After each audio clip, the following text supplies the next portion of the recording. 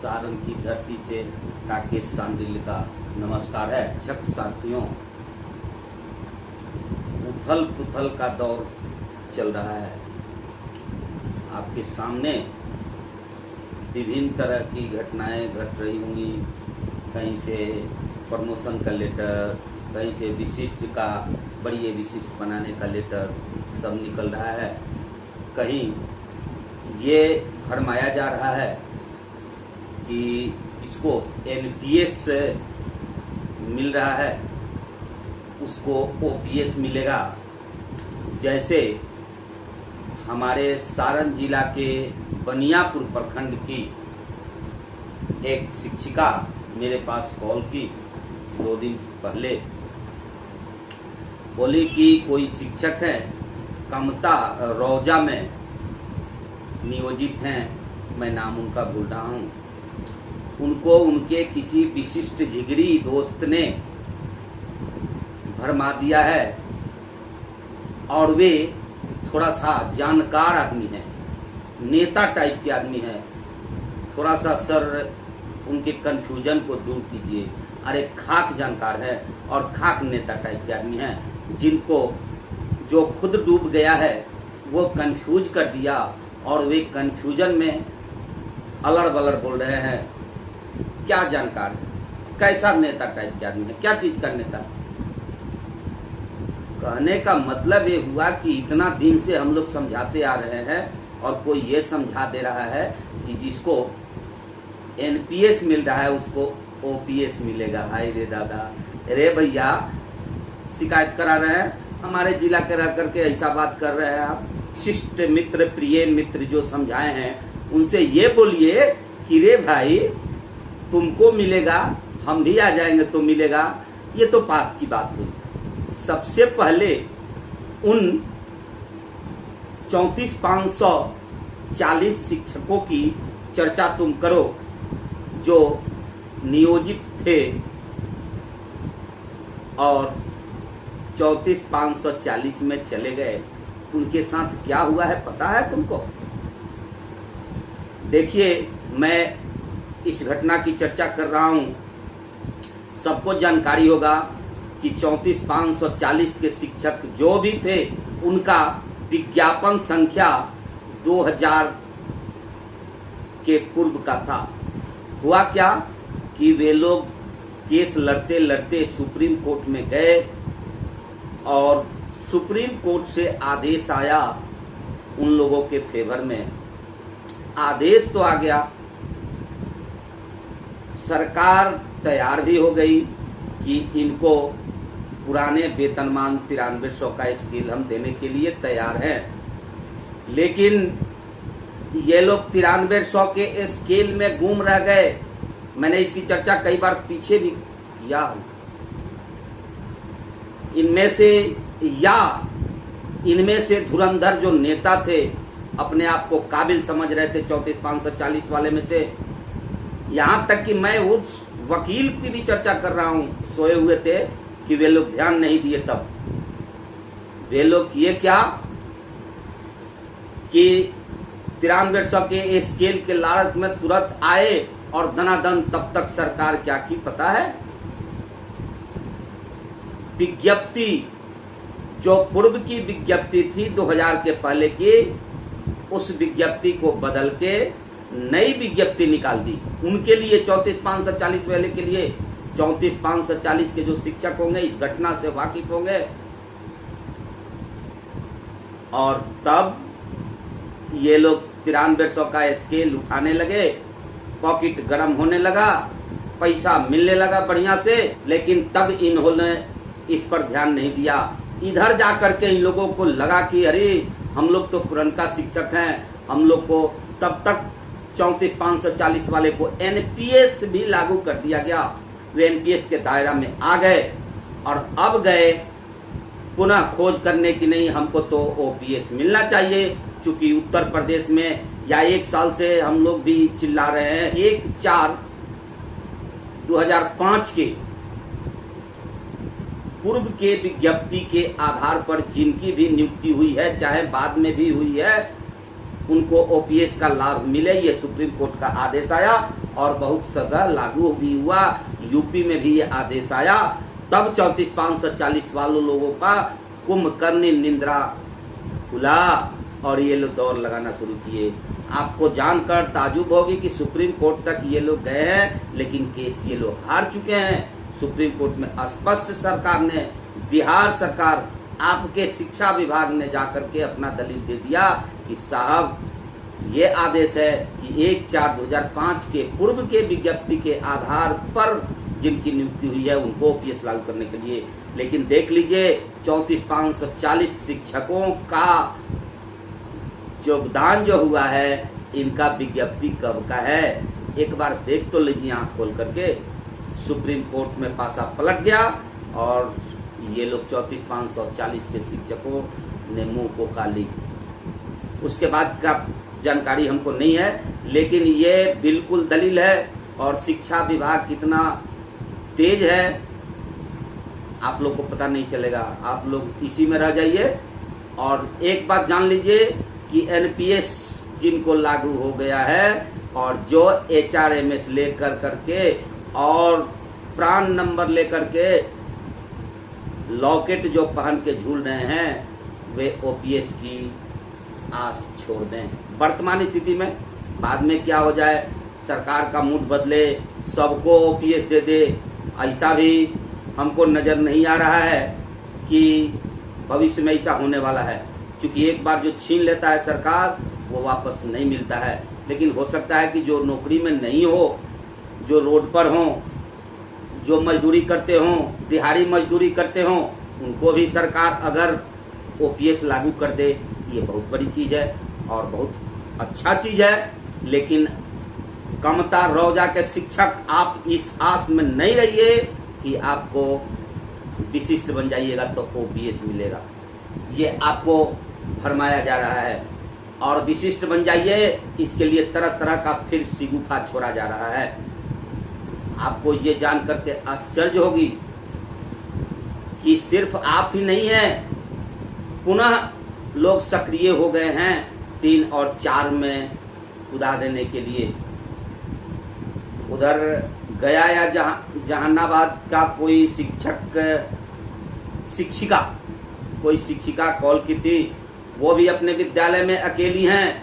2 दिन पहले हमसे बात हुई, उनके हस्बैंड हमको कॉल पर लेकर करके उनसे बात कराए। वे 2022 की हैं, उनको समझाया जा रहा है कि नहीं, आपका तो सर्विस बहुत लंबा है, आपको बहुत फायदा होगा, विशिष्ट बन जाइएगा तो।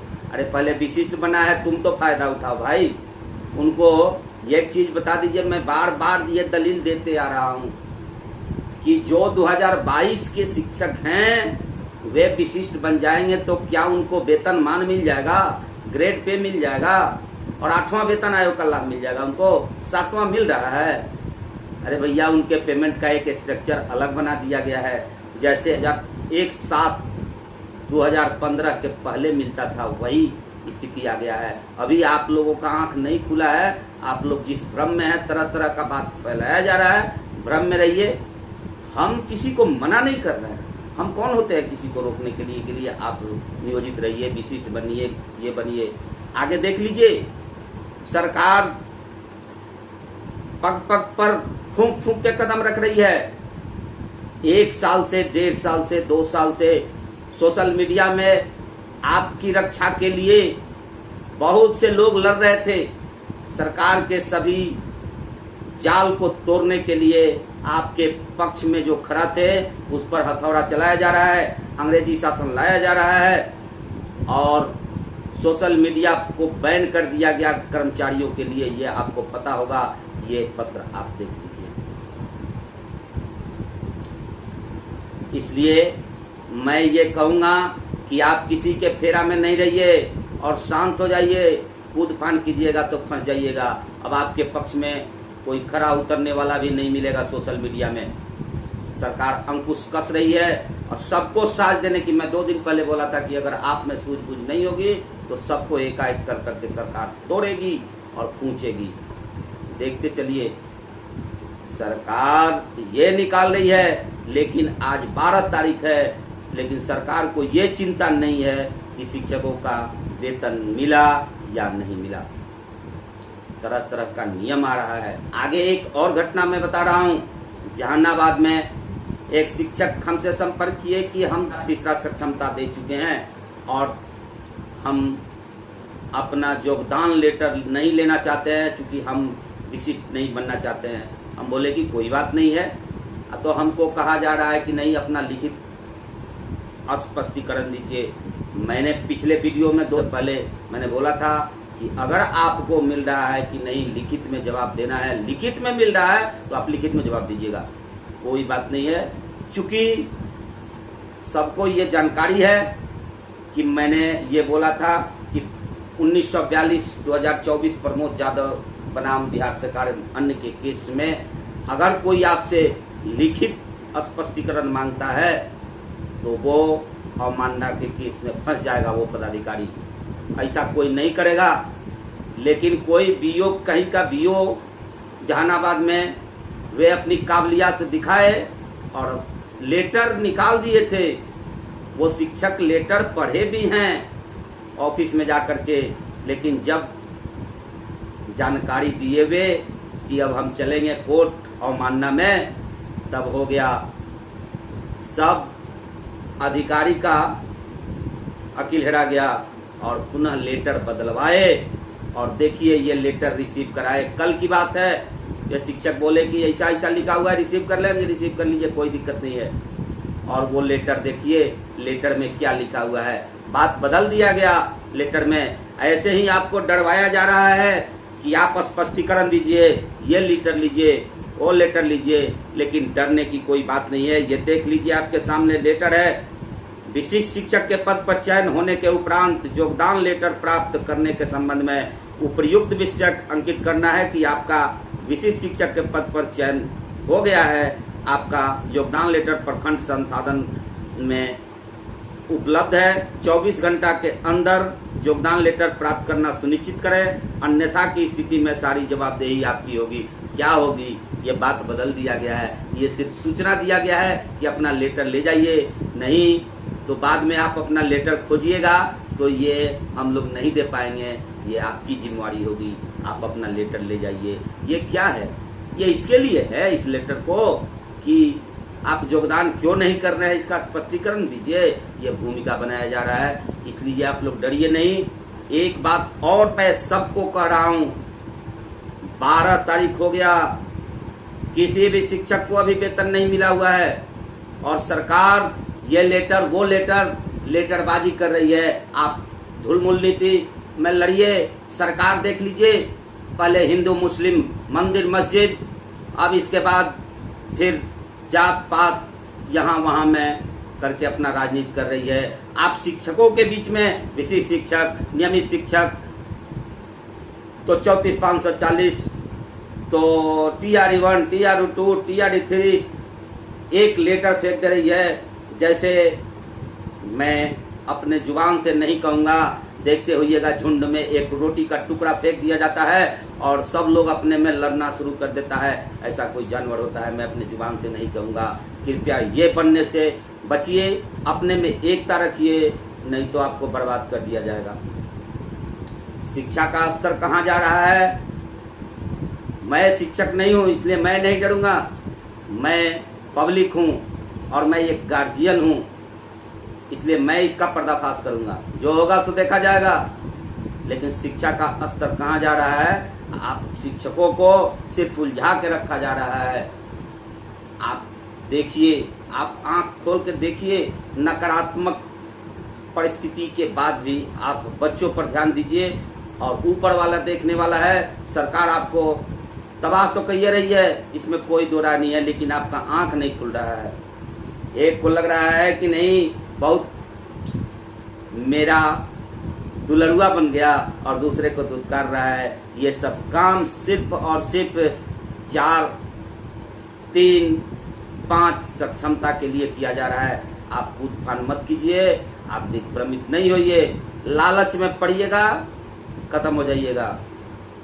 मुझे कहने में कोई दो राय नहीं है कि जितने भी विशिष्ट बने हैं और जितने भी फर्स्ट टीआरई का सब तो वही लोग बर्बाद कर दिए, TRE1 और इसके बाद जो शिक्षा का आया है, शिक्षकों की बहाली की प्रक्रिया, सब सरकार जो है सो रणनीति के तहत आपका वेतनमान और ग्रेड पे छीन रही है। छीन क्या रही है? छीन ली है।